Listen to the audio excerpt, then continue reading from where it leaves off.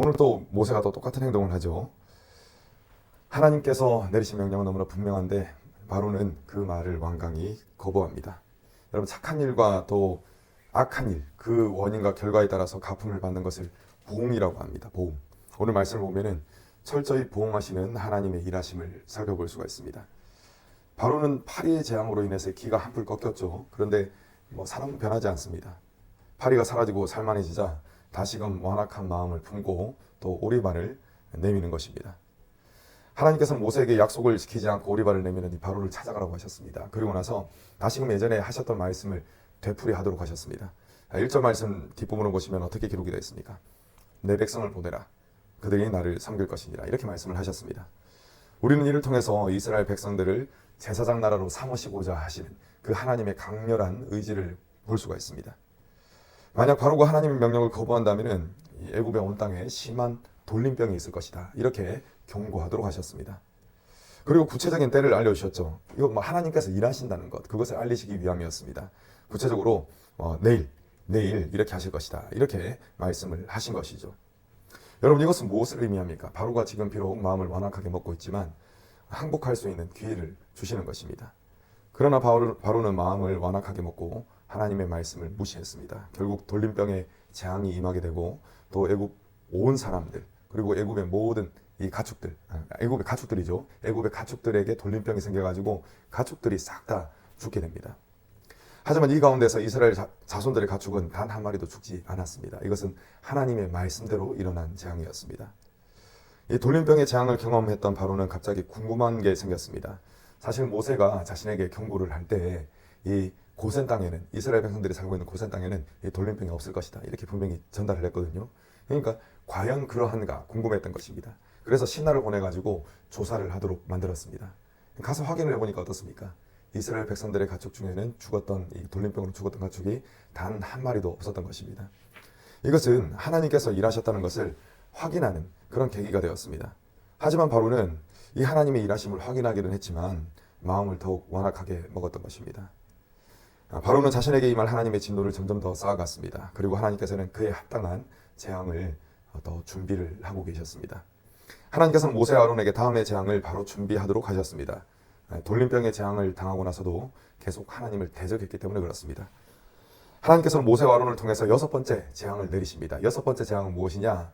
이 악성 종기가 모든 사람과 가축에게 나도록 하는 그런 것이었습니다. 자, 바로의 눈앞에 이 모세 아론을 가라고 하시고 이 재를 두 움큼, 이 화덕에 있는 재를 두 움큼 가져다가 공중에 뿌리라고 하셨습니다. 여러분, 이 화덕은 어떤 장소였냐면은 이스라엘 백성들에게 있어서는 고통의 장소였습니다. 왜냐하면 이스라엘 백성들이 강제 노역에 동원됐지 않습니까? 이때 건물을 많이 지었는데 건물을 지으려면 벽돌이 필요합니다. 근데 벽돌을 굽는 장소가 어디였냐면 이 화덕이었습니다. 이스라엘 백성들은 이 화덕 앞에서 강제 노역을 하면서 또 매를 맞았던 것입니다. 그렇기 때문에 이 화덕은 이스라엘 백성들에게 고통의 장소였습니다. 그런데 이제는 이 화덕의 재로 인해서 생긴 악성 종기로 인해서 애굽의 온 백성들, 바로가 이제 고통을 당하게 되었던 것입니다. 여러분, 우리는 이를 통해서 하나님이 보응하시는 분이심을 알 수가 있습니다. 하나님께서는 선한 일에는 선한 것으로 보응하시고 또 악한 일에는 고통으로 보응을 하시는 것입니다. 애굽인들은 이처럼 전세가 역전되리라고는 꿈에도 생각하지 못했을 것입니다. 그러니까 그냥 마음대로 이스라엘 백성들을 예전에는 괴롭혔던 것이죠. 학대하고. 이스라엘 백성들에게는 이에 대한 보복을 할 힘이 전혀 없었습니다. 그리고 정의로운 보복을 할 만큼 그들은 공의롭지도 않았습니다. 그렇기 때문에 이 공의로우신 재판장이신 하나님께서 친히 보응하셨던 것입니다. 하나님께서 앞서 행하셨던 이 재앙의 돌림병, 이 돌림병의 재앙 역시 하나님께서 애굽인들에게 그대로 보응하셨던 그런 재앙이었습니다. 이것은 어떤 것에 대한 보응이었냐? 애굽인들의 삶에 대한 보응이었습니다. 여러분, 애굽인들은 철저히 눈에 보여지는 것에 의해서 살아갔습니다. 쉽게 말하자면 철저히 욕심을 쫓아 살아갔다는 것입니다. 돌림병으로 인해서 이 애굽의 온 가축이 다 죽었죠. 자, 당시의 대표적인 재산이 바로 가축이었습니다. 애굽인들은 자신들에게 가축이 더 많아져서 자신들이 부자가 되기를 원했습니다. 이러한 바람으로 인해서 그들은 어떤 행동을 했느냐? 이 가축들을 우상의 형상으로 많이 삼았다는 것입니다. 그러니까 가축이 많아지는 것을 바람으로 인해서 가축을 숭배했다는 것이죠. 특히 그들은 소의 형상을 한 신들을 많이 만들어가지고 섬겼습니다. 이런 문화가 애굽의 노예로 있었던 이스라엘 백성들에게 그대로 전해지거든요. 그래서 훗날에 이제 가나안 땅을 향한 여정 가운데서도 금송아지를 만들고 막 우상 숭배하는 그런 일이, 안타까운 일이 펼쳐지기도 했던 것입니다. 아무튼 애굽인들은 스스로가 자신의 욕심을 만족시키기 위해서, 부자가 되기 위해서 눈에 보이는 이런 가축들을 우상을 삼았다는 것입니다. 그러니까 하나님께서는 어떻게 하십니까? 이에 대한 보응으로 가축의 씨를 말려버리신 것입니다. 예수 그리스도를 믿는 믿음을 통해 거듭나지 못한 사람들, 이들에게는 애초부터 선한 일을 할 능력이 없습니다. 그렇기 때문에 그들이 무엇을 심든지 간에 고통의 열매를 거둘 수밖에 없는 것입니다. 그리고 거듭난 그리스도인이라 할지라도 이 믿지 않는 자들과 본성상 차이는 없습니다. 여전히 연약하고 또 하는 것마다 불완전할 수밖에 없다는 것입니다. 그렇기 때문에 억울한 일을 당했을 때 직접 보응하고자 하는 마음을 내려놓고 하나님의 그 보응하심에 맡겨야 하는 것입니다.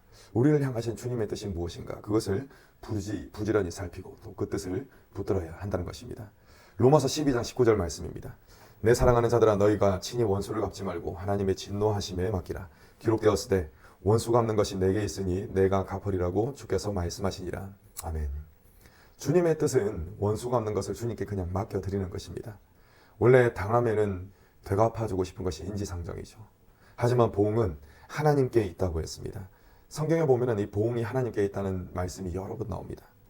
그렇기 때문에 믿는 자들은 이 말씀을 믿고 하나님께 맡겨드려야 하는 것입니다.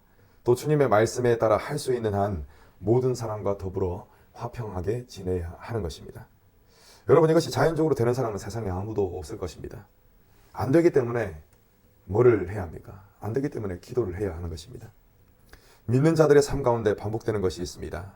큰 덩어리로 나눠보자면은 첫 번째는 말씀대로 살아보려고 하다가, 믿음 있으니까 말씀대로 살아보려고 하겠죠. 근데 첫 번째는 말씀대로 살아보려고 하다가 현실의 거대한 벽에 막히는 것, 이 일이 먼저 생깁니다. 자, 그리고 두 번째는 무엇이냐? 기도하는 것입니다. 안 되니까. 그리고 세 번째는 이 하나님으로부터 응답을 받아가지고 하나님의 능력을 받아서 말씀이 성취되는 것, 이 세 가지가 믿는 자들의 삶에서 계속 반복이 되는 것입니다.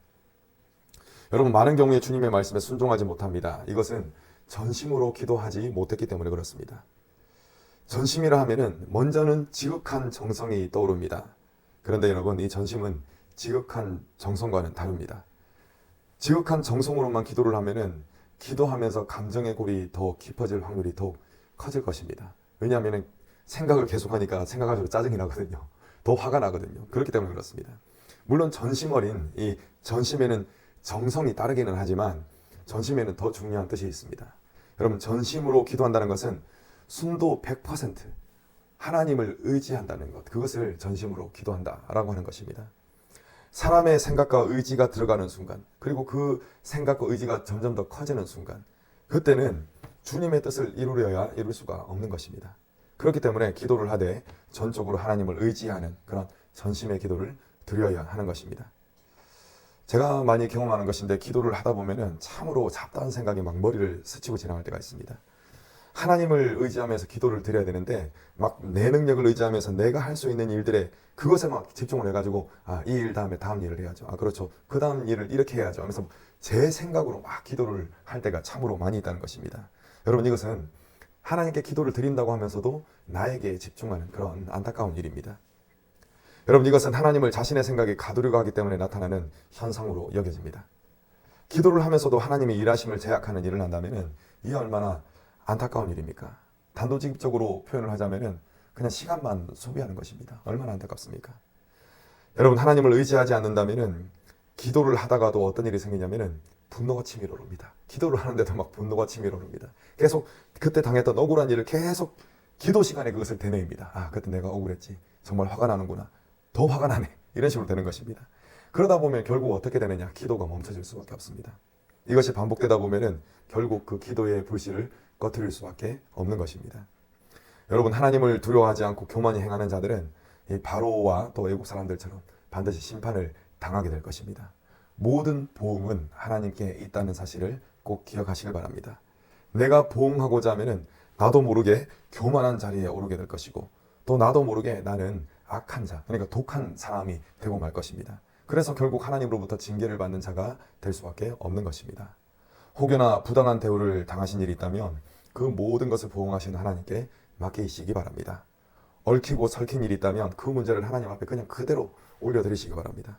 그렇게 하신다면 공의로우신 하나님께서 가장 좋은 방향으로 그 문제를 풀어주시고 또 여러분들의 길을 인도해 주실 것입니다.